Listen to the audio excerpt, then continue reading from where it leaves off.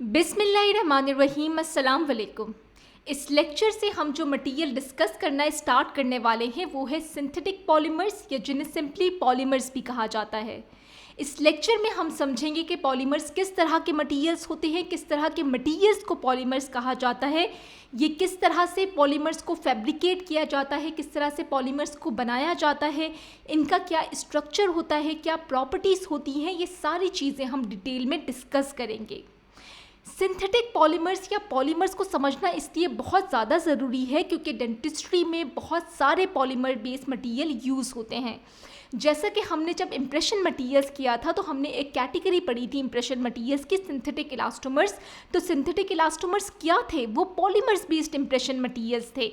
तो इसी तरह से डेंटिस्ट्री में और भी पॉलीमर बेस्ड मटेरियल्स यूज़ होते हैं, जैसा कि डेंचर बेस्ड पॉलीमर्स हैं, एक पॉलीमर बेस्ड फिलिंग मटेरियल है, कॉम्पोजिट रेजिन, सीलेंट्स होते हैं, बॉन्डिंग एजेंट्स हैं, इक्विपमेंट्स हैं। ये सारे क्या है? पॉलीमर बेस्ड मटेरियल्स हैं जो कि डेंटिस्ट्री में यूज़ हो रहे हैं। तो जब तक आपको पॉलीमर का कॉन्सेप्ट नहीं होगा कि पॉलीमर्स क्या होते हैं, किस तरह के मटेरियल्स होते हैं, इनका क्या स्ट्रक्चर होता है, क्या प्रॉपर्टीज़ होती हैं, तब तक आपको ये पॉलीमर बेस्ड मटेरियल्स भी बहुत अच्छे से समझ में नहीं आएंगे। तो इसीलिए इस सिंथेटिक पॉलीमर्स के लेक्चर में हम पॉलीमर्स के बेसिक कॉन्सेप्ट को कवर करेंगे कि पॉलीमर्स क्या होते हैं, कितने टाइप्स के होते हैं, किस तरह से इन्हें बनाया जाता है, इनकी क्या स्ट्रक्चर है, इनकी क्या प्रॉपर्टीज़ है। इन सारे एस्पेक्ट को हम डिटेल में डिस्कस करेंगे इस लेक्चर में, और यही हमारे इस लेक्चर का ऑब्जेक्टिव भी है। अब सबसे पहले समझते हैं कि पॉलीमर्स क्या होते हैं और किस तरह के मटेरियल्स को पॉलीमर्स कहा जाता है। पॉलीमर्स की अगर डेफिनेशन देखें तो पॉलीमर्स की डेफिनेशन ये है कि polymers are high molecular weight chain like molecules, यानी कि पॉलीमर्स ऐसे मटेरियल्स हैं जिनका मॉलिक्यूलर वेट ज़्यादा होता है और जिनके पास चेन लाइक मॉलिक्यूल्स होते हैं। फॉर एग्जाम्पल कि मैं ये कह रही हूँ कि ये एक मटेरियल है जो कि पॉलीमर मटेरियल है, यानी कि ये एक ऐसा मटेरियल है जो कि पॉलीमर है। तो इसका मतलब ये है कि ये एक ऐसा मटेरियल है जिसका मॉलिक्यूलर वेट जो है वो ज़्यादा है और इसके पास क्या है? चेन लाइक मॉलिक्यूल्स हैं, जो कि अब आप इस फिगर में देख सकते हैं कि इस मटेरियल के पास क्या है?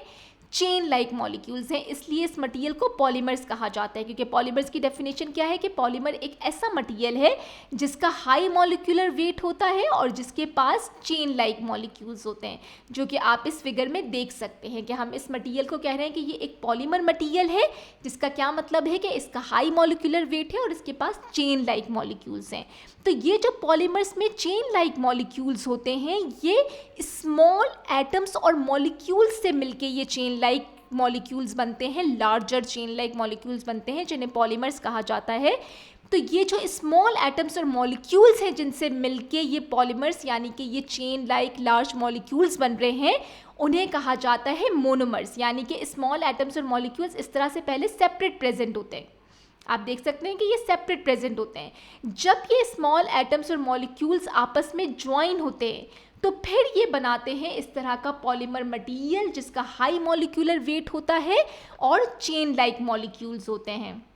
यानी कि अभी तक हमने डिस्कस कर लिया कि पॉलीमर्स क्या हैं।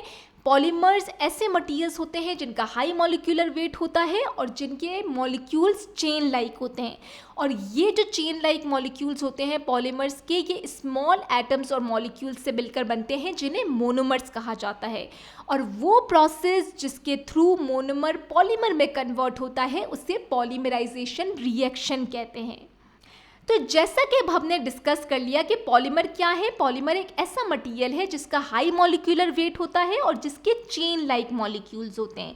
तो यानी कि एक पॉलीमर मटेरियल में, यानी कि एक पॉलीमर में multiple chain like molecules present होते हैं, और एक जो चेन लाइक मॉलिक्यूल होता है उससे सिंपली पॉलीमर चेन भी कहा जाता है, पॉलीमेरिक चेन भी या पॉलीमर चेन भी कहा जाता है। यानी कि पॉलीमर एक ऐसा मटेरियल हो गया जिसका हाई मॉलिक्यूलर वेट है और चेन लाइक मॉलिक्यूल्स है, और एक पॉलीमर मटेरियल में multiple chain like molecules present होते हैं, और एक इंडिविजुअल चेन लाइक मॉलिक्यूल को कहा जाता है पॉलीमर चेन या पॉलीमेरिक चेन। और ये जो चेन लाइक मॉलिक्यूल्स होते हैं ये स्मॉल एटम्स और मॉलिक्यूल्स से मिलकर बनते हैं जिन्हें मोनोमर कहा जाता है, और जिस प्रोसेस के थ्रू ये मोनोमर पॉलीमर में कन्वर्ट होते हैं उसे कहते हैं पॉलीमराइजेशन रिएक्शन।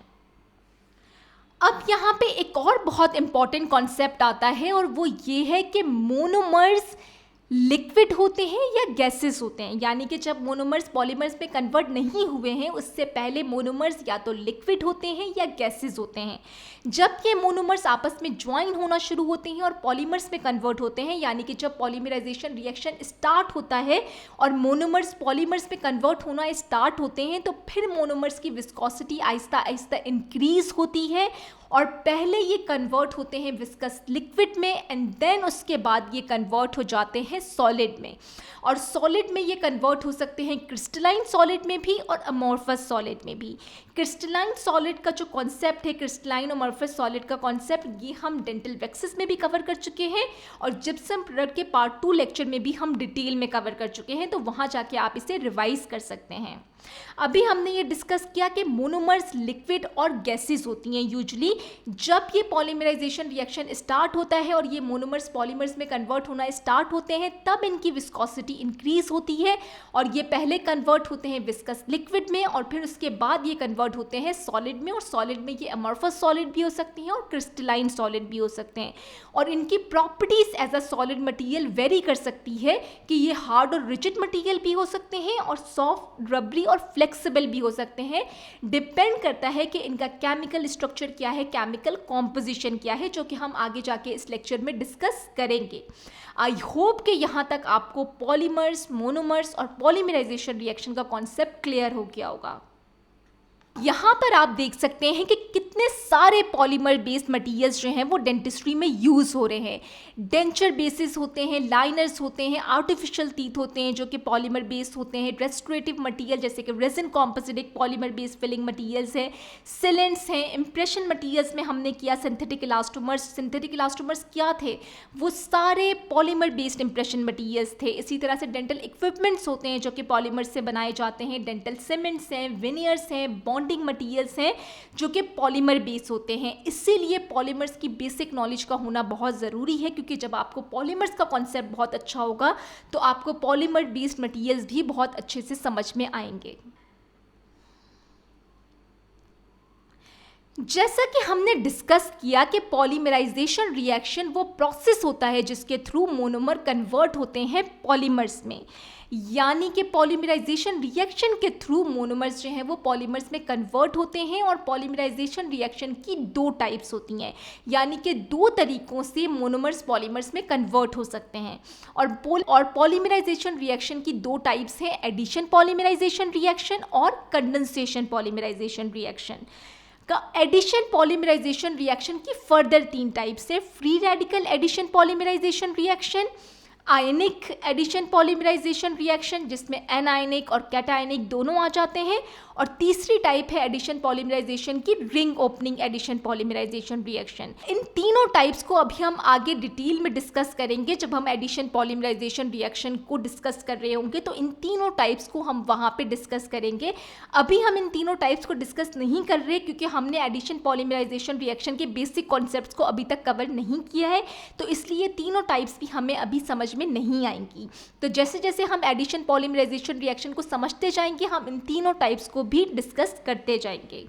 यहाँ पे आपका ये कॉन्सेप्ट क्लियर हो जाना चाहिए कि मोनोमर जो पॉलीमर में कन्वर्जन का जो प्रोसेस होता है उससे पॉलीमराइजेशन रिएक्शन कहा जाता है। और ये जो पॉलीमराइजेशन रिएक्शन होता है ये 2 तरीके से हो सकता है, एडिशन पॉलीमराइजेशन रिएक्शन भी हो सकता है और कंडेंसेशन पॉलीमराइजेशन रिएक्शन भी हो सकता है। अब हम इन दोनों टाइप्स को पॉलीमराइजेशन की डिटेल में डिस्कस करेंगे। अब सबसे पहले डिस्कस करते हैं addition polymerization reaction. Addition polymerization reaction को चेन ग्रोथ पॉलीमराइजेशन भी कहा जाता है और इसमें सिंपली क्या होता है एडिशन पॉलीमराइजेशन रिएक्शन में कि एक मोनोमर जो है वो दूसरे मोनोमर से ज्वाइन होता है, फिर दूसरा तीसरे मोनोमर से ज्वाइन होता है, फिर तीसरा चौथे मोनोमर से ज्वाइन होता है। इस तरह से मोनोमर्स जो है वो आपस में ज्वाइन होते जाते हैं और लार्ज चेन लाइक मॉलिक्यूल्स बना देते हैं जिन्हें पॉलीमर्स कहा जाता है। तो ये जो प्रोसेस होता है जिसमें सिंपली मोनोमर्स आपस में ज्वाइन हो रहे हैं और large chain chain like molecules बना रहे हैं जिन्हें पॉलीमर्स कहा जाता है। इस प्रोसेस को कहते हैं एडिशन पॉलीमराइजेशन रिएक्शन।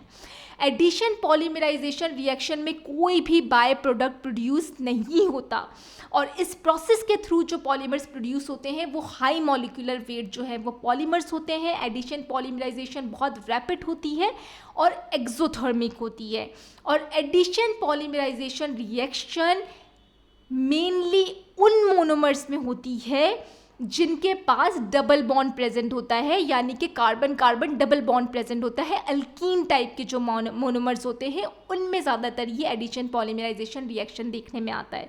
यानी कि एडिशन पॉलीमराइजेशन रिएक्शन को चेन ग्रोथ पॉलीमराइजेशन भी कहते हैं। और एडिशन पॉलीमराइजेशन में क्या होता है, सिंपली कि एक मोनोमर दूसरे मोनोमर से ज्वाइन होता है, फिर दूसरा तीसरे, इसी तरह से मोनोमर्स आपस में ज्वाइंट होते रहते हैं और लार्ज चेन लाइक मॉलिक्यूल्स बना देते हैं जिन्हें पॉलीमर्स कहा जाता है। इसमें एडिशन पॉलीमराइजेशन रिएक्शन में कोई भी बाय प्रोडक्ट प्रोड्यूस नहीं होता। High molecular wait polymers produce होते हैं, रैपिड होता है, एक्सोथर्मिक होता है। और ये जो एडिशन पॉलीमराइजेशन रिएक्शन है ये उन मोनोमर्स के साथ देखने में आता है जिनके पास कार्बन कार्बन डबल बॉन्ड होता है, यानी जो कि अल्कीन टाइप के होते हैं। अब डिस्कस करते हैं कि एडिशन पॉलीमराइजेशन रिएक्शन में मोनोमर से पॉलीमर में कन्वर्जन होती कैसे है। क्योंकि मोनोमर से पॉलीमर में कन्वर्जन ऐसे नहीं होती कि मोनोमर्स जो हैं वो बस आपस में ज्वाइन होना शुरू हो गए और पॉलीमर में कन्वर्ट हो गए, ऐसा नहीं होता, बल्कि दूसरे और कंपोनेंट्स भी होते हैं जो कि मोनोमर की पॉलीमर में कन्वर्जन कराते हैं। क्योंकि मोनोमर जैसा कि अभी हमने डिस्कस किया या तो लिक्विड होते हैं या फिर गैसेस होती हैं। डेंटिस्ट्री में गैसेस वाले मोनोमर्स यूज़ नहीं किए जाते, लिक्विड मोनोमर्स यूज़ किए जाते हैं। तो मोनोमर्स जब पॉलीमर्स में कन्वर्ट होते हैं तो ऐसा नहीं होता कि मोनोमर्स खुद ही आपस में ज्वाइन होना शुरू हो गए और पॉलीमर्स में कन्वर्ट हो गए। नहीं, ये जो मोनोमर की पॉलीमर में कन्वर्जन होती है इसमें और दूसरे कंपोनेंट्स भी इन्वॉल्व होते हैं। लेकिन जो सबसे की स्टेप होता है मोनोमर का पॉलीमर में कन्वर्जन का, वो ये होता है कि रिएक्टिव स्पीशी जो है वो ऐसा एटम या ऐसा मॉलिक्यूल होता है जो कि हाईली रिएक्टिव होता है और हाईली अनस्टेबल होता है, बहुत ज़्यादा रिएक्टिव होता है। ये फ़ौरन से जो है वो रिएक्ट करता है मोनोमर के साथ। यानी कि सबसे की स्टेप मोनोमर से पॉलीमर में कन्वर्जन में क्या होता है कि रिएक्टिव स्पीशी जो है वो रिएक्ट करती है मोनोमर मॉलिक्यूल के साथ। जैसे ही वो मोनोमर के साथ रिएक्ट करती है, ये जो है वो रिएक्टिव स्पीशी और मोनोमर मॉलिक्यूल आपस में बॉन्ड कर जाते हैं और एक लार्जर रिएक्टिव स्पीशी जो है वो फॉर्म हो जाती है। इस तरह से जब रिएक्टिव स्पीशी, एक लार्जर रिएक्टिव स्पीशी जो है वो फॉर्म हो गई, तो फिर क्या होता है नेक्स्ट स्टेप में कि दूसरे मोनोमर मॉलिक्यूल जो है वो आके फिर इससे अटैच होना शुरू हो जाते हैं। यानी कि एक मोनोमर पहले अटैच हुआ था, फिर आके दूसरा मोनोमर अटैच हो जाता है और वो भी जो है वो हाईली एक लार्जर रिएक्टिव स्पीशी बन जाती है। इस तरह से करके जो है वो मोनोमर्स मॉलिक्यूल्स जो हैं वो आपस में ज्वाइंट होते रहते हैं और एक लार्ज चेन लाइक मॉलिक्यूल्स जो है वो बन जाता है जिसे पॉलीमर कहा जाता है। इस तरह से जो होता है वो मोनोमर्स जो होते हैं वो पॉलीमर्स में जो है वो कन्वर्ट होते हैं। तो यानी कि अभी हमने डिस्कस किया कि एडिशन पॉलीमराइजेशन रिएक्शन में जो सबसे की स्टेप होता है जिसके थ्रू मोनोमर्स पॉलीमर्स में कन्वर्ट हो रहे हैं, वो ये होता है कि सबसे पहले मोनोमर जो है वो रिएक्ट करता है रिएक्टिव स्पीशी से। जैसे ही वो मोनोमर जो है वो रिएक्ट करता है रिएक्टिव स्पीशी से, रिएक्टिव स्पीशी और मोनोमर मॉलिक्यूल बॉन्ड कर जाते हैं और एक लार्जर रिएक्टिव स्पीशी फॉर्म हो जाती है, जिससे फर्दर मोनोमर मॉलिक्यूल जो है वो आके ऐड होते रहते हैं। और जब ऐड होते रहते हैं तो फिर आपके पास जो है वो क्या होता है, जैसे जैसे मोनोमर मॉलिक्यूल्स ऐड होते जाते हैं, लार्ज चेन लाइक मॉलिक्यूल्स बनते जाते हैं जिन्हें पॉलीमर्स कहा जाता है। तो अब सबसे इम्पॉर्टेंट ये क्वेश्चन आता है कि ये रिएक्टिव स्पीशीज़ होते कहाँ से हैं, ये आते कहाँ से हैं रिएक्टिव स्पीशीज़। रिएक्टिव स्पीशीज़ आते हैं इनिशिएटर से, जिन्हें रिएक्टिव एजेंट्स कहा जाता है। यानी कि इनिशिएटर्स वो कंपाउंड्स होते हैं या वो कंपोनेंट है जिससे रिएक्टिव स्पीशी प्रोड्यूस होती है। तो इनिशिएटर रिएक्टिव स्पीशी कैसे प्रोड्यूस करता है? इनिशिएटर रिएक्टिव स्पीशी प्रोड्यूस करता है जब उस पर एक्टिवेटर एक्ट करता है। अब हम समझेंगे कि बेसिकली क्या सीक्वेंस होती है जिसके थ्रू ये मोनोमर पॉलीमर में कन्वर्ट होते हैं एडिशन पॉलीमराइजेशन रिएक्शन में। यहाँ से आपने एक्सप्लेनेशन को बहुत गौर से सुनना है क्योंकि ये सबसे क्रिटिकल कॉन्सेप्ट्स हैं। सबसे पहले क्या होता है कि एक्टिवेटर जो है वो एक्ट करता है इनिशिएटर पे, और इनिशिएटर पे जब वो एक्ट करता है तो उससे रिएक्टिव स्पीशी को प्रोड्यूस करवाता है। और एक्टिवेटर कुछ भी हो सकता है। एक्टिवेटर एक हीट सोर्स भी हो सकती है, यानी कि जब आपने हीट किया इनिशिएटर को तो वो एक्टिवेट हो जाता है। तो इसी तरह से कोई लाइट सोर्स जो है वो एक्टिवेटर हो सकती है। इसी तरह से कोई केमिकल एजेंट जो है वो एक्टिवेटर हो सकता है। डिपेंड कर रहा होता है कि कौन सा इनिशिएटर आप यूज़ कर रहे हैं। कुछ इनिशिएटर्स ऐसे होते हैं जिनके लिए हीट जो है वो एक्टिवेटर होती है, कुछ इनिशिएटर्स ऐसे होते हैं जिनके लिए लाइट सोर्स जो है वो एक्टिवेटर होती है, और कुछ इनिशिएटर्स ऐसे होते हैं जिनके लिए केमिकल एजेंट कोई एक्टिवेटर होता है। तो ये डिपेंड करता है कि आप कौन सा इनिशिएटर यूज़ कर रहे हैं। तो सबसे पहला स्टेप क्या होता है कि एक्टिवेटर जो है वो इनिशिएटर पे एक्ट करता है। यानी कि एक्टिवेटर क्या हो सकता है, हीट, लाइट या कोई केमिकल एजेंट। जब इनिशिएटर पे एक्ट करता है तो इनिशिएटर जो है वो फिर प्रोड्यूस करता है रिएक्टिव स्पीशी। और रिएक्टिव स्पीशी क्या हो सकती है, कोई फ्री रेडिकल, कोई कैटाइंस और एनाइंस।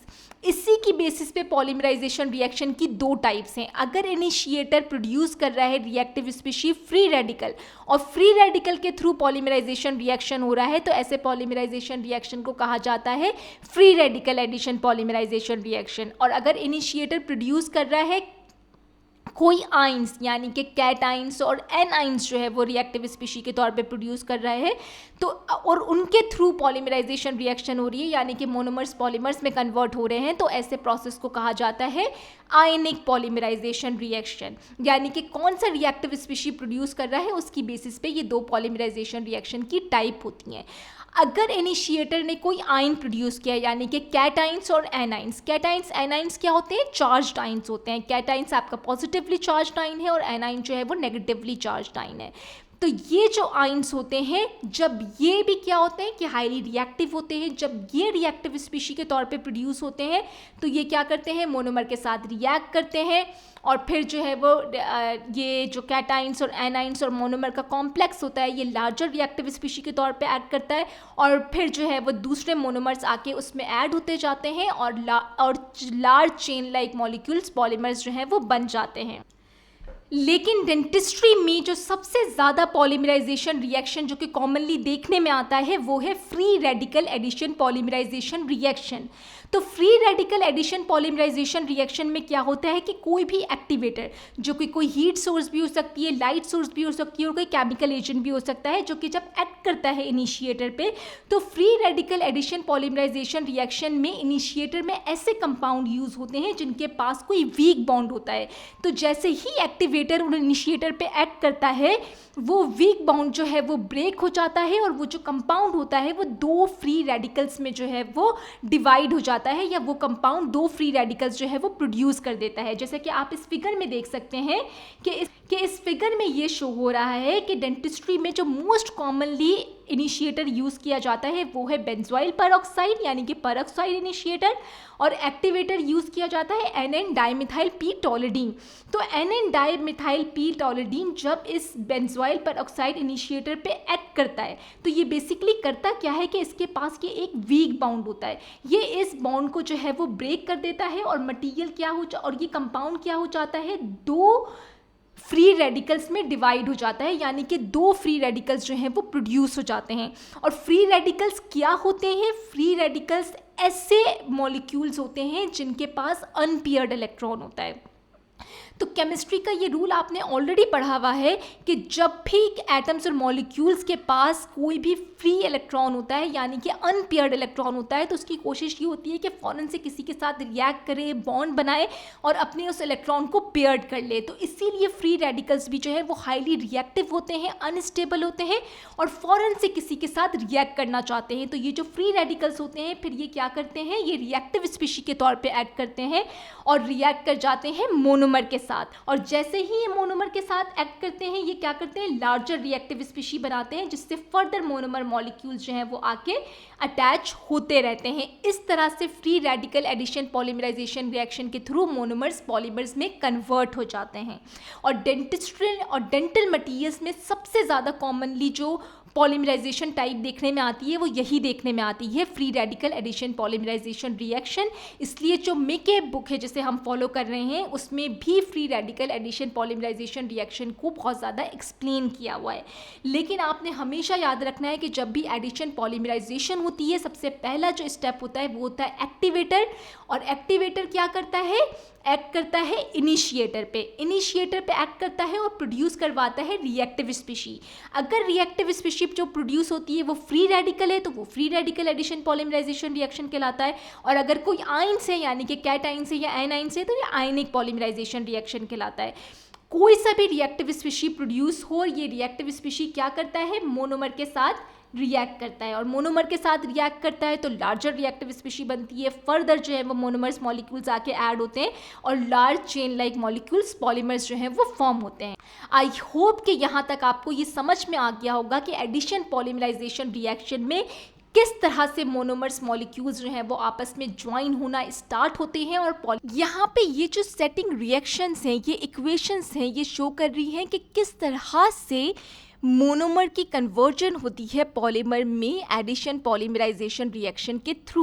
जैसा कि हमने डिस्कस किया कि मोनोमर की कन्वर्जन किस तरह से होती है एडिशन पॉलीमराइजेशन में, जब मोनोमर रिएक्ट करता है रिएक्टिव स्पीशी के साथ। जैसे ही रिएक्टिव स्पीशी रिएक्ट करता है मोनोमर के साथ, एक रिएक्टिव स्पीशी मोनोमर कॉम्प्लेक्स बन जाता है सबसे पहले, जो कि रिएक्ट करता है लार्जर रिएक्टिव स्पीशी के तौर पे। फिर इससे जो है वो इस लार्जर रिएक्टिव स्पीशीज से फिर फर्दर मोनोमर मॉलिक्यूल जो है वो आके अटैच होते रहते हैं। जैसे कि आप यहाँ पे देख सकते हैं कि फर्दर मोनोमर मॉलिक्यूल जो है वो आके इससे अटैच हो रहे हैं।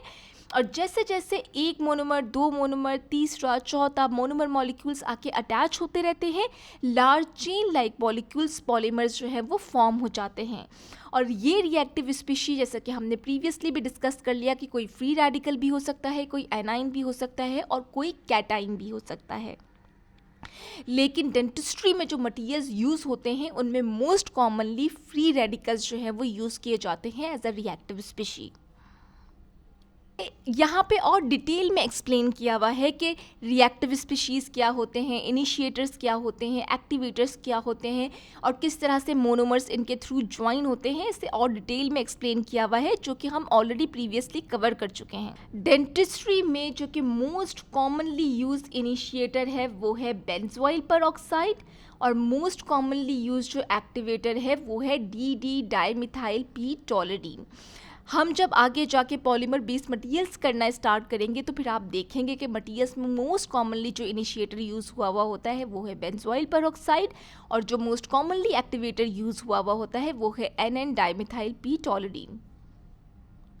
हम डिस्कस करने वाले हैं स्टेजेस या steps of addition polymerization reaction, यानी कि ये जो एडिशन पॉलीमराइजेशन रिएक्शन होता है जिसके थ्रू मोनोमर्स पॉलीमर्स में कन्वर्ट होते हैं, उनके क्या स्टेप्स होते हैं या क्या स्टेजेस होते हैं वो अब हम डिस्कस करने वाले हैं।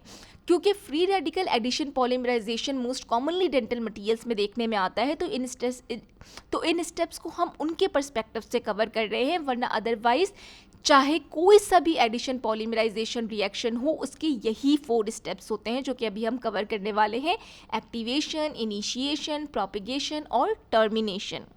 तो सबसे पहला स्टेप होता है एडिशन पॉलीमराइजेशन में एक्टिवेशन।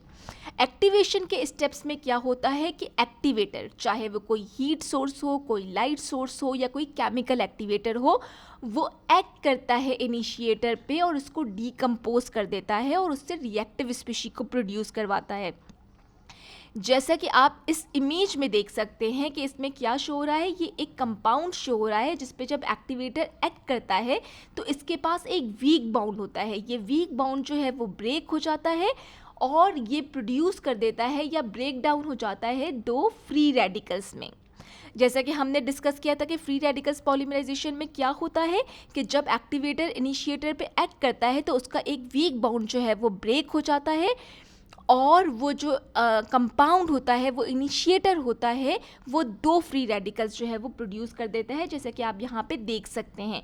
तो एक्टिवेशन स्टेप क्या हो गई? एक्टिवेशन स्टेप में एक्टिवेटर एक्ट करता है इनिशिएटर पे और फ्री रेडिकल्स जो है वो प्रोड्यूस करवाता है, जो कि आप यहाँ पे देख सकते हैं कि एक्टिवेटर ने क्या किया है, एक वीक बाउंड जो है वो इनिशिएटर का, उसको ब्रेक कर दिया है और 2 फ्री रेडिकल्स में जो है वो डिवाइड कर दिया है इनिशिएटर को। तो ये स्टेप जो है वो एक्टिवेशन कहलाता है, जिसमें एक्टिवेटर जो है वो एक्ट करता है इनिशिएटर में और फ्री रेडिकल्स को प्रोड्यूस करवाता है। सेकेंड स्टेप होता है इनिशिएशन का।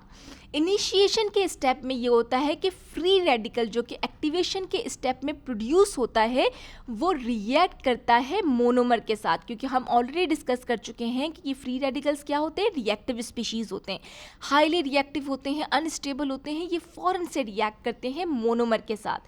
और जैसे ही ये मोनोमर के साथ रिएक्ट करते हैं, ये रिएक्टिव स्पीशी मोनोमर कॉम्प्लेक्स बना देते हैं, जो कि लार्जर रिएक्टिव स्पीशी के तौर पे एक्ट करती है, जिससे फर्दर मॉलिक्यूल आगे जाके अटैच होंगे। तो इनिशिएशन का स्टेप क्या होता है? इनिशिएशन के स्टेप का मतलब भी यही होता है कि इनिशिएशन के स्टेप में पॉलीमराइजेशन रिएक्शन जो है वो इनिशिएट होता है। और कैसे इनिशिएट होता है? जैसे ही फ्री रेडिकल जो है वो रिएक्ट करता है मोनोमर के साथ, तो पॉलीमराइजेशन रिएक्शन जो है वो इनिशिएट हो जाता है और free radical monomer complex form हो जाता है, जो कि लार्जर रिएक्टिव स्पीशी के तौर पे एक्ट करता है, जिससे आगे के स्टेप में हम देखेंगे कि फर्दर मोनोमर मॉलिक्यूल जो है वो आगे अटैच हो रहे होते हैं। तो अभी तक हमने क्या कर लिए? 2 स्टेप्स कर लिए। एक्टिवेशन का स्टेप क्या होता है कि एक्टिवेटर एक्ट करता है इनिशिएटर में और रिएक्टिव स्पीशी को प्रोड्यूस करवाता है। इनिशिएशन के स्टेप में क्या होता है कि ये जो रिएक्टिव स्पीशी जो कि प्रोड्यूस हुआ होता है, जो कि प्रोड्यूस होता है एक्टिवेशन के स्टेज में, ये रिएक्ट करता है मोनोमर के साथ और रिएक्टिव स्पीशी मोनोमर कॉम्प्लेक्स बन जाता है, जो कि लार्जर रिएक्टिव स्पीशी के तौर पे एक्ट करता है, जिससे आगे जाके फर्दर मोनोमर मॉलिक्यूल्स जो है वो अटैच होंगे और पॉलीमर्स बनाएंगे। फिर जो नेक्स्ट स्टेप आता है वो है प्रोपेगेशन का, क्योंकि हमने इनिशिएशन के स्टेप में देख लिया कि क्या बन जाता है, रिएक्टिव स्पीशी यानी कि फ्री रेडिकल मोनोमर कॉम्प्लेक्स, जिससे फर्दर मोनोमर मॉलिक्यूल्स जो हैं वो आके अटैच होते रहते हैं स्टेप बाय स्टेप। आप यहाँ पे देखते हैं कि पहले दूसरा मोनोमर आके अटैच हुआ, फिर थर्ड मोनोमर अटैच हुआ, फिर फोर्थ मोनोमर अटैच हुआ। इसी तरह से जो है वो फर्दर मोनोमर मॉलिक्यूल्स जो है वो अटैच होते रहते हैं जब तक कि large chain like molecules polymer ना बन जाए। तो ये जो स्टेप होता है ये प्रोपेगेशन कहलाता है। इनिशिएशन में क्या हुआ कि फ्री रेडिकल यानी कि रिएक्टिव स्पीशी ने मोनोमर के साथ रिएक्ट किया और एक रिएक्टिव स्पीशी यानी कि फ्री रेडिकल मोनोमर कॉम्प्लेक्स बन गया, जो कि लार्जर रिएक्टिव स्पीशी के तौर पे एक्ट कर रहा है। प्रोपेगेशन में क्या हो रहा है कि ये जो कॉम्प्लेक्स है रिएक्टिव स्पीशी और मोनोमर का, इससे फर्दर मोनोमर मॉलिक्यूल्स आके ऐड होते रहते हैं जब तक कि आपके पास large chain like molecules polymer form ना हो जाए। फिर जो लास्ट स्टेप होता है एडिशन पॉलीमराइजेशन का, एक्टिवेशन, इनिशिएशन और प्रोपिगेशन के बाद, वो है टर्मिनेशन का। यूजुअली जो पॉलीमराइजेशन रिएक्शन होता है ये टर्मिनेट या ख़त्म तब होता है जब मोनोमर्स ख़त्म हो जाते हैं, यानी कि जब मोनोमर्स ख़त्म हो गए, यानी कि जितने मोनोमर्स पॉलीमर्स में कन्वर्ट हो सकते थे सारे कन्वर्ट हो गए, तो उसके बाद जो होता है वो पॉलीमराइजेशन रिएक्शन खुद ही ख़त्म हो जाता है। लेकिन पॉलीमराइजेशन रिएक्शन और भी रीज़न से टर्मिनेट कर सकता है, और वो रीजंस ये हैं कि जब 2 ग्रोइंग चेन्स जो होती हैं वो आपस में कंबाइन हो जाएं या कपल्ड हो जाएं। तो क्या होता है कि जब 2 ग्रोइंग चेन्स आपस में कंबाइन हो जाती हैं तो वो जो है वो डेड पॉलीमर में कन्वर्ट हो जाता है, और जो है वो उसका जो पॉलीमराइजेशन रिएक्शन होता है उन दोनों ग्रोइंग चेन्स का, वो टर्मिनेट हो जाता है। एक तो ये रीज़न हो सकता है। मेन रीज़न तो हमेशा वही होता है कि मोनोमर्स ख़त्म हो गए तो पॉलीमराइजेशन रिएक्शन रुक जाता है, लेकिन पॉलीमराइजेशन रिएक्शन टर्मिनेट हो सकता है 2 और रीज़न से भी। एक रीज़न ये है कि जब 2 ग्रोइंग चेन्स जो है वो आपस में कंबाइन हो जाएं या कपल्ड हो जाएं। फिर दूसरा रीज़न ये होता है कि जो ग्रोइंग चेन होती है वो रिएक्ट कर ले कोई इम्प्योरिटी के साथ, किसी इनिशिएटर मॉलिक्यूल के साथ या डेड पॉलीमर चेन के साथ, तो भी पॉलीमराइजेशन रिएक्शन जो है वो टर्मिनेट हो जाता है।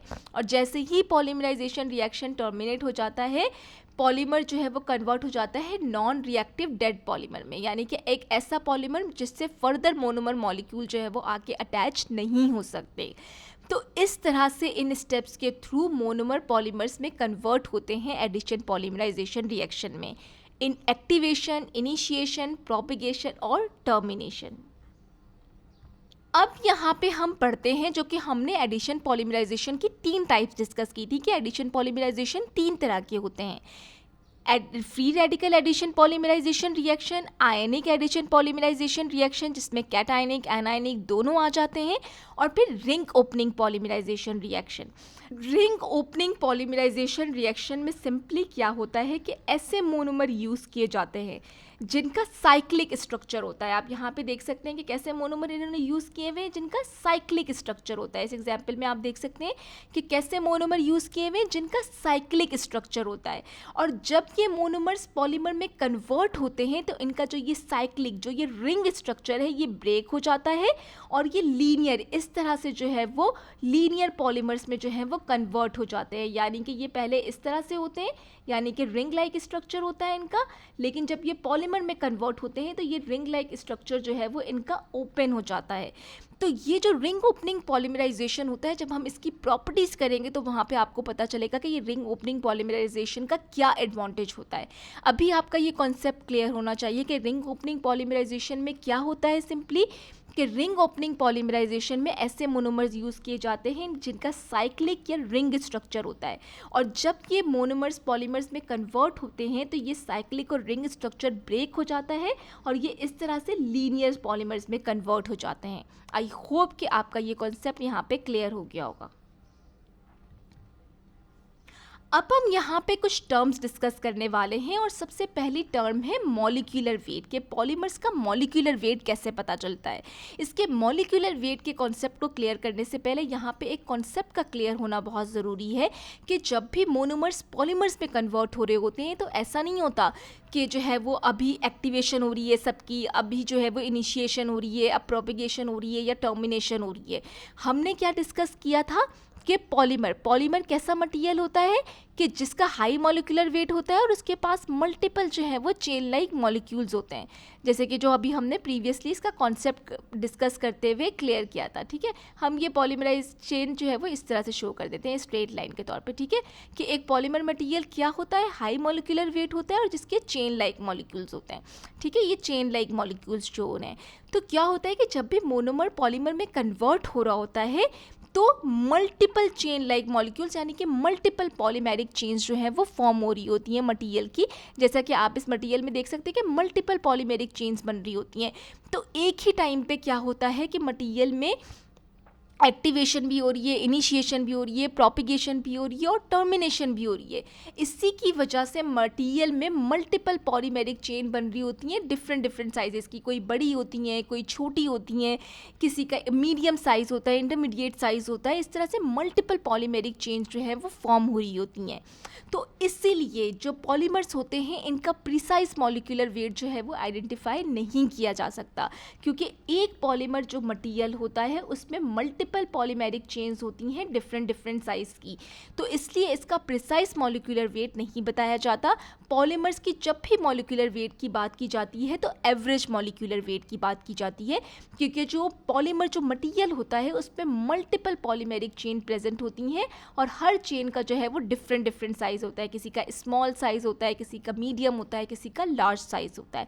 तो इसलिए जब भी पॉलीमर्स के मॉलिक्यूलर वेट की बात की जाती है तो एवरेज मॉलिक्यूलर वेट की बात की जाती है। अब जो बहुत ही इम्पॉर्टेंट कॉन्सेप्ट हम क्लियर करने वाले हैं वो है चेन ब्रांचिंग का और चेन ट्रांसफ़र का।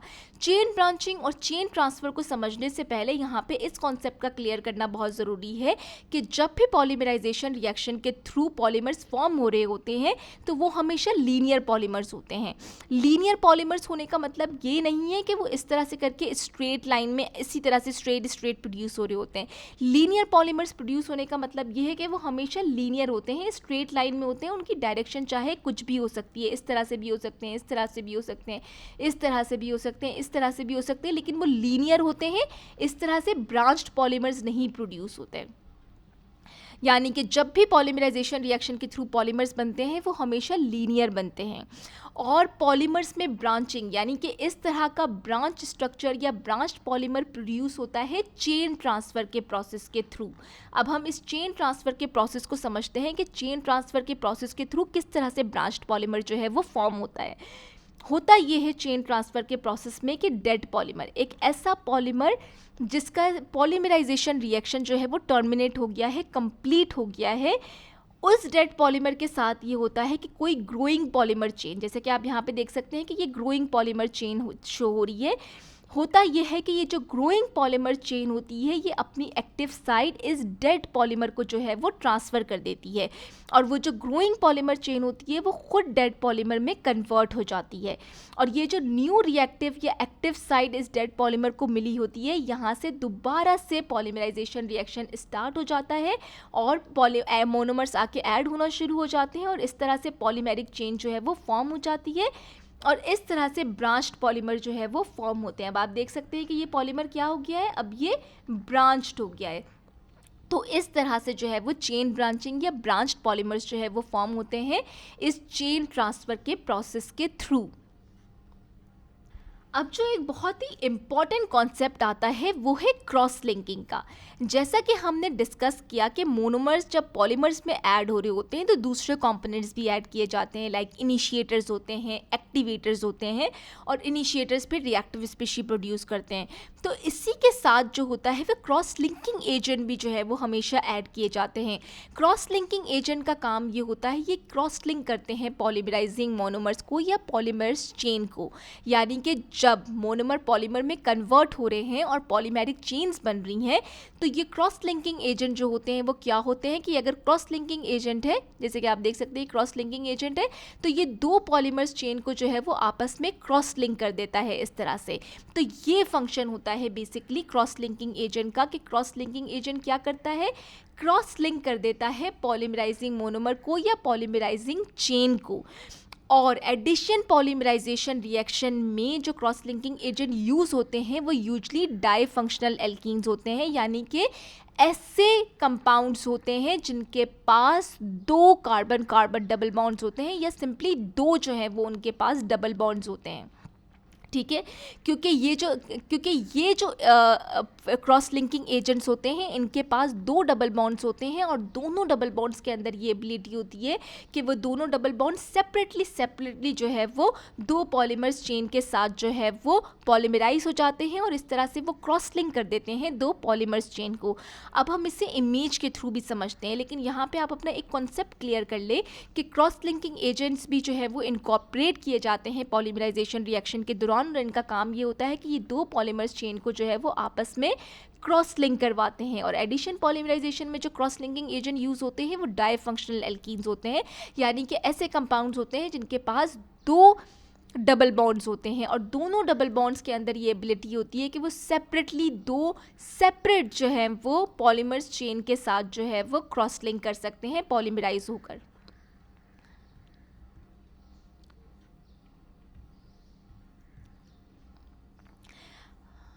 अब आप इस इमेज में देख सकते हैं कि यहाँ पे एक जनरल स्ट्रक्चर शो हो रहा है क्रॉस लिंकिंग एजेंट का एडिशन पॉलीमराइजेशन रिएक्शन के लिए। तो हमने डिस्कस किया कि एडिशन पॉलीमराइजेशन रिएक्शन में क्रॉस लिंकिंग हमेशा डाई फंक्शनल एल्कीन्स होता है जिनके पास दो डबल बॉन्ड्स होते हैं। आप देख सकते हैं कि ये कैसा है, ये जनरल स्ट्रक्चर में आप शो हो रहा है कि क्रॉस लिंकिंग एजेंट किस तरह का है, इसके पास दो डबल बॉन्ड्स हैं, और इस दो डबल बॉन्ड की वजह से ही ये क्या करता है कि ये दो सेपरेट जो है वो पॉलीमर्स चेन के साथ जो है वो पॉलीमराइज हो जाता है। अब आप यहाँ पे देख सकते हैं कि ये जो है वो एक डबल बॉन्ड ब्रेक हुआ है, और ये एक पॉलीमर्स चेन के साथ जो है वो पॉलीमराइज हो गया है। फिर दूसरा डबल बॉन्ड इसका जो है वो ब्रेक हुआ है, और ये दूसरे पॉलीमर चेन के साथ जो है वो पॉलीमराइज हो गया है। और इस तरह से इसने क्या किया है, दो पॉलीमर्स चेन को जो है वो आपस में क्रॉस लिंक कर दिया है। आप देख सकते हैं कि दो पॉलीमर्स चेन क्या हो गई हैं, इस क्रॉस लिंकिंग एजेंट के थ्रू क्रॉस लिंक्ड हो गई हैं। तो ये होते हैं क्रॉस लिंकिंग एजेंट, और इसलिए ये जो चेन ब्रांचिंग होती है पॉलीमर्स में और ये क्रॉस लिंकिंग होती है, इसका बहुत ही इंपॉर्टेंट इफेक्ट आता है पॉलीमर की प्रॉपर्टीज़ में। और वो क्या इंपॉर्टेंट इफेक्ट आता है पॉलीमर की प्रॉपर्टीज़ में, ये हम आगे जाके जब प्रॉपर्टीज़ के सेक्शन में जाएंगे तो वहाँ पे डिटेल में इसे डिस्कस करेंगे। अब आ जाते हैं कंडेंसेशन पॉलीमराइजेशन रिएक्शन पे। कंडेंसेशन पॉलीमराइजेशन रिएक्शन को स्टेप ग्रोथ पॉलीमराइजेशन भी कहा जाता है। कंडेंसेशन पॉलीमराइजेशन में क्या होता है कि एक मोनोमर रिएक्ट करता है दूसरे मोनोमर के साथ, यानी कि एक मोनोमर ज्वाइन होता है दूसरे मोनोमर से और एक बाय प्रोडक्ट प्रोड्यूस होता है। फिर तीसरा मोनोमर आके अटैच होता है, एक और बाय प्रोडक्ट प्रोड्यूस होता है। फिर फोर्थ मोनोमर आके अटैच होता है, फिर एक बाय प्रोडक्ट प्रोड्यूस होता है। तो इसीलिए इसको स्टेप ग्रोथ पॉलीमराइजेशन भी कहा जाता है कि स्टेप वाइज, यानी कि स्टेप में होता है।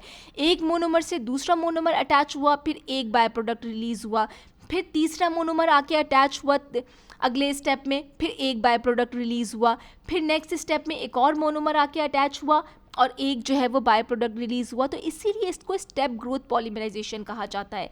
यानी कि कंडेंसेशन पॉलीमराइजेशन में एक मोनोमर दूसरे मोनोमर से अटैच होता है और एक बाय प्रोडक्ट जो है वो रिलीज होता है।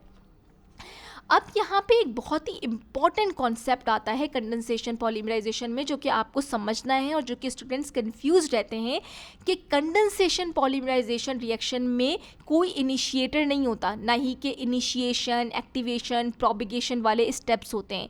एक्टिवेटर, इनिशिएटर प्रेजेंट नहीं होते। कंडेंसेशन पॉलीमराइजेशन में इस तरह के मोनोमर्स यूज़ किए जाते हैं जिनके अंदर ये एबिलिटी होती है कि वो खुद ही स्टेप वाइज जो है वो आपस में ज्वाइन हो रहे होते हैं।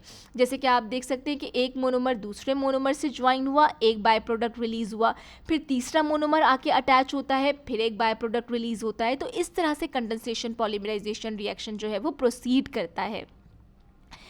और कंडेंसेशन पॉलीमराइजेशन रिएक्शन के लिए ये रिक्वायरमेंट होती है कि ऐसा मोनोमर हो, यानी कि ऐसा मॉलिक्यूल यूज़ किया जाए जिसके पास एटलीस्ट 2 रिएक्टिव ग्रुप्स हों। 2 रिएक्टिव ग्रुप्स होंगे मोनोमर के पास, तभी पॉलीमराइजेशन रिएक्शन जो है वो कंटिन्यू करता है।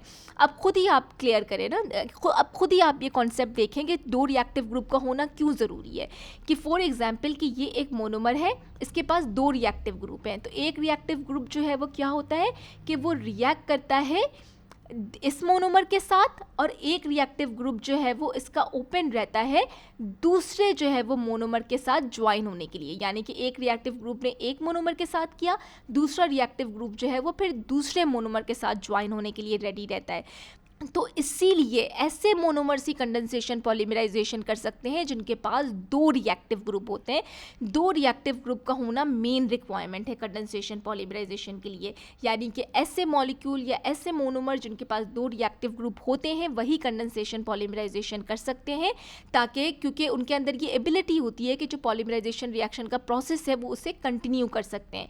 क्योंकि 2 जो है वो रिएक्टिव ग्रुप होने का मतलब ये होता है कि एक रिएक्टिव ग्रुप जैसे इस मोनोमर मॉलिक्यूल के साथ बाउंड हो रहा है, तो एक रिएक्टिव ग्रुप दूसरे मोनोमर मॉलिक्यूल के साथ जो है वो बॉन्ड होने के लिए रेडी रहता है। तो इस तरह से जो पॉलीमराइजेशन रिएक्शन है, यानी कि फर्दर मोनोमर की एडिशन है, वो इसमें होती रहती है। और कंडेंसेशन पॉलीमराइजेशन में कोई इनिशिएशन, एक्टिवेशन, प्रोपिगेशन वाले स्टेप्स नहीं होते, स्टेप वाइज होता है। एक मोनोमर दूसरे मोनोमर से ज्वाइन हुआ, बाय प्रोडक्ट रिलीज हुआ, फिर तीसरा आके ऐड हुआ, बाय प्रोडक्ट रिलीज हुआ। तो इस प्रोसेस को कंडेंसेशन पॉलीमराइजेशन कहा जाता है। इसमें हमेशा कोई ना कोई बाय प्रोडक्ट प्रोड्यूस होता है और वो कोई स्मॉल मॉलिक्यूल होता है। ये स्लो प्रोसेस होता है और इसके अंदर ये एबिलिटी होती है कि ये स्टॉप हो जाता है बिफोर के पॉलीमर जो है वो बहुत ही लंबे साइज़ पे जाए या बहुत ही ज़्यादा जो है वो लार्ज साइज़ एक्वायर करे। इससे पहले इसके अंदर ये एबिलिटी होती है कि ये स्टॉप हो जाता है। अब हम इक्वेशंस के थ्रू समझेंगे कि किस तरह से कंडेंसेशन पॉलीमराइजेशन जो है वो मोनोमर्स के बीच में होता है। लेकिन यहाँ पे हमें कंडेंसेशन पॉलीमराइजेशन किस तरह से मोनोमर्स के बीच में होती है इन्हें इक्वेशंस के थ्रू समझने से पहले यहाँ पे एक कॉन्सेप्ट का क्लियर करना बहुत ज़रूरी है, वो है होमोपॉलीमर्स और कोपॉलीमर्स। ये बुक में भी जब आगे जाके आप पॉलीमर बेस्ड मटेरियल पढ़ते हैं तो होमोपॉलीमर और कोपॉलीमर्स का वर्ड बहुत बार आ रहा होता है। तो सबसे पहले डिस्कस करते हैं कि ये होमोपॉलीमर और कोपॉलीमर्स क्या होते हैं। अगर आपकी जो पॉलीमेरिक चेन है, फॉर एग्जांपल कि ये एक पॉलीमेरिक चेन है जो कि स्मॉल एटम्स और मॉलिक्यूल यानी कि मोनोमर से मिलके बनी हुई है, और अगर ये पॉलीमेरिक चेन यानी कि जो आपका पॉलीमर है ये मिलकर बना हुआ है एक ही टाइप के जो है वो एटम या मॉलिक्यूल से, तो इन्हें कहा जाता है होमोपॉलीमर। फॉर एग्जांपल कि ये M1 जो है वो मोनोमर थे सारे, तो जब सारे M1 मोनोमर मिलके जो है वो पॉलीमेरिक चेन बना रहे होते हैं, सारे M1 आपस में ज्वाइन होके जो है वो पॉलीमेरिक चेन बना रहे हैं, तो ये कहलाता है होमोपॉलीमर। होमोपॉलीमर का मतलब ये होता है कि ऐसा पॉलीमर जिसमें एक ही तरीके के मोनोमर मॉलिक्यूल जो है वो मिलके वो पॉलीमेरिक चेन बना रहे हैं या पॉलीमर बना रहे हैं, उससे होमोपॉलीमर कहा जाता है। यानी कि होमोपॉलीमर ऐसा पॉलीमर होता है जिसमें एक ही तरह के मोनोमर मॉलिक्यूल मिलके जो है वो पॉलीमर बनाते हैं, तो इसको कहते हैं होमोपॉलीमर। अब आ जाते हैं आपके पास कोपॉलीमर। कोपॉलीमर में ये होता है कि दो तरह के मोनोमर मॉलिक्यूल्स, यानी कि दो तरह के मोनोमर्स मिलके जो है वो अगर पॉलीमेरिक चेन बना रहे हैं तो उससे कहते हैं कोपॉलीमर। और वो चेन किस तरह की होती है कि आपके पास पहले एक मोनोमर अटैच होता है, फिर दूसरा आके मोनोमर अटैच होता है, यानी कि पहले M1 और M2 दो मोनोमर यूज़ हो रहे हैं ना, तो अब इन दोनों मोनोमर्स की ही रिपीटिंग अरेंजमेंट होती है। M1 M2 फिर M1 लगता है, फिर M2 लगता है। तो इस तरह से जो पॉलीमेरिक चेन बनती है जिसमें दो डिफरेंट मोनोमर, यानी कि ऐसे पॉलीमर जिसमें दो तरह के मोनोमर मिलके पॉलीमेरिक चेन या पॉलीमर बना रहे हैं, उससे कोपॉलीमर कहा जाता है। आई होप कि आपका यहाँ पे कॉन्सेप्ट क्लियर हो गया होगा। होमोपॉलीमर्स वो पॉलीमर्स होते हैं जिसमें एक सिंगल मोनोमर जो है वो मिलके पूरी पॉलीमर चेन बना रहा है, यानी कि सिंगल टाइप का मोनोमर जो है वो पॉलीमर को फॉर्म कर रहा है। और कोपॉलीमर्स में क्या होता है कि कोपॉलीमर्स में दो डिफरेंट मोनोमर जो है वो मिलके पॉलीमर बनाते हैं। आई होप कि ये होमोपॉलीमर और कोपॉलीमर आपको समझ में आ गया होगा। क्योंकि एडिशन रिएक्शन में भी होता है कि एडिशन रिएक्शन में क्या होता है कि सिंपली आपके पास क्या होता है कि मोनोमर्स आपस में ज्वाइन हो रहे होते हैं। तो क्या होता है कि अगर होमोपॉलीमर है तो सारे क्या होंगे M1 M1, ये रिएक्टिव स्पीशी है शुरू में, ठीक है, आप यहाँ पे देख सकते हैं। अगर होमोपॉलीमर है जो कि एडिशन रिएक्शन के थ्रू फॉर्म हुआ है तो वो इस तरह का होगा, एक ही तरह के M1 आपको दिख रहे होंगे, सारे M1 ही आके अटैच हो रहे हैं, ठीक है। और अगर जो है वो आपके पास कोपॉलीमर होगा जो कि एडिशन रिएक्शन के थ्रू फॉर्म हुआ होगा, तो वो इस तरह का दिखेगा आपके पास जो है वो रिएक्शन के ये हो गए, पहले M1 आ गया, फिर M2 आ गया, यानी कि दो मोनोमर्स हैं ना जो कि मिलके पॉलीमर चेन बना रहे हैं, फिर दोबारा से M1 आ गया, फिर ये M2 आ गया, यानी कि दो मोनोमर्स ने मिलके पॉलीमर बनाया है, तो इसका मतलब होगा कि ये कोपॉलीमर हो गया। कोपॉलीमर क्या हो गया कि ऐसी पॉलीमर चेन जो कि दो मोनोमर्स ने मिलके बनाई है, तो ये कहलाता है कोपॉलीमर। और अगर एक ही टाइप के मोनोमर ने मिलके पूरी पॉलीमर चेन बनाई है तो इसका मतलब होता है कि ये जो है वो क्या है, ये है आपके पास होमोपॉलीमर।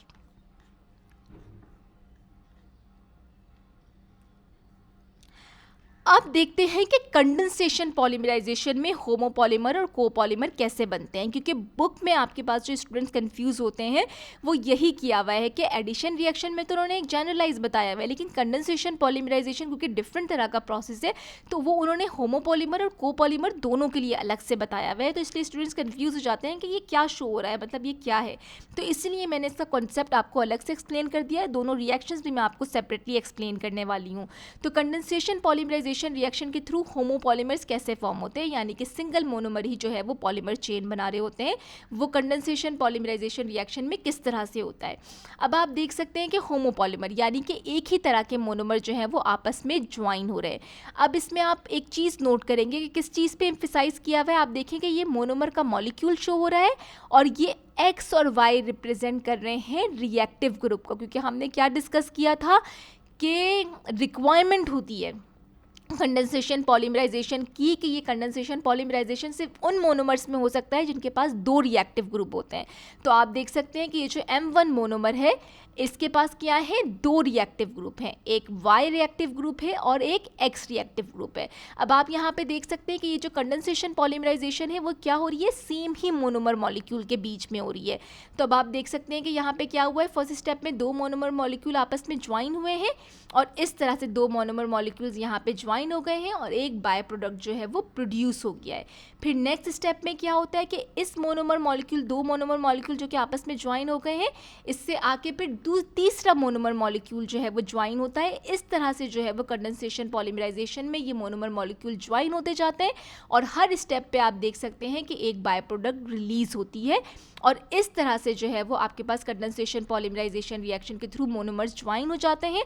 और इसमें क्योंकि एक ही तरह के मोनोमर्स आपस में ज्वाइन हो रहे हैं तो इसलिए इसे होमोपॉलीमर्स कहा जाता है।